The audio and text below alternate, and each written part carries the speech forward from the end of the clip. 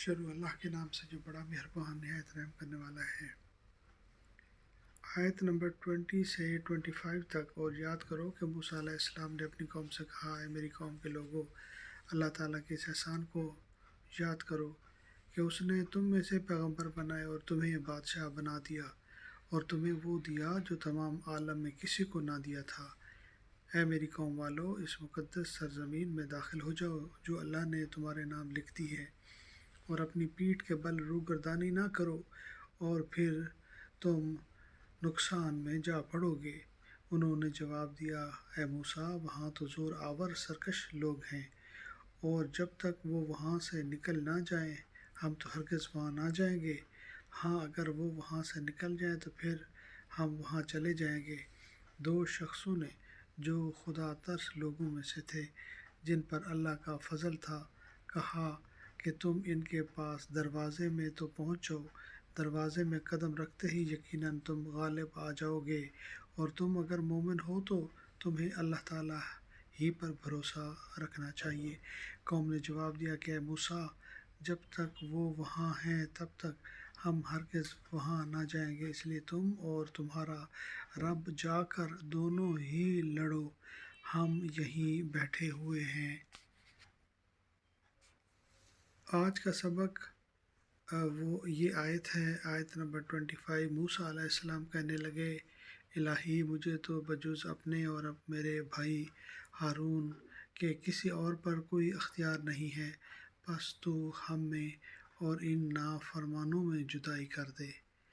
آج کی آیت، اعوذ باللہ من الشیطان الرجیم، بسم اللہ الرحمن الرحیم۔ قال ربی انی لا املک الا نفسی واخی فافرق بیننا وبین القوم الفاسقین۔ موسیٰ علیہ السلام کہنے لگے، الہی، مجھے تو بجز اپنے اور میرے بھائی کے کسی اور پر کوئی اختیار نہیں، بس تو ہم میں اور ان نافرمانوں میں جدائی کر دے۔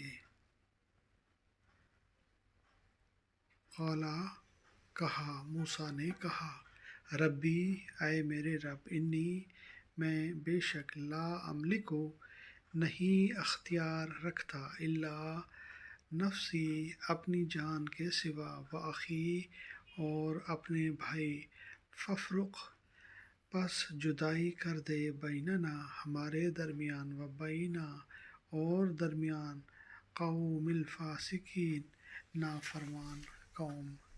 موسیٰ نے کہا، اے میرے پروردگار، سوائے میری اپنی جان کے اور میرے بھائی کے کوئی میرے قابو میں نہیں ہے، اب آپ ہمارے اور ان نافرمان لوگوں کے درمیان الگ الگ فیصلہ کر دیجیے۔ صدق اللہ العظیم۔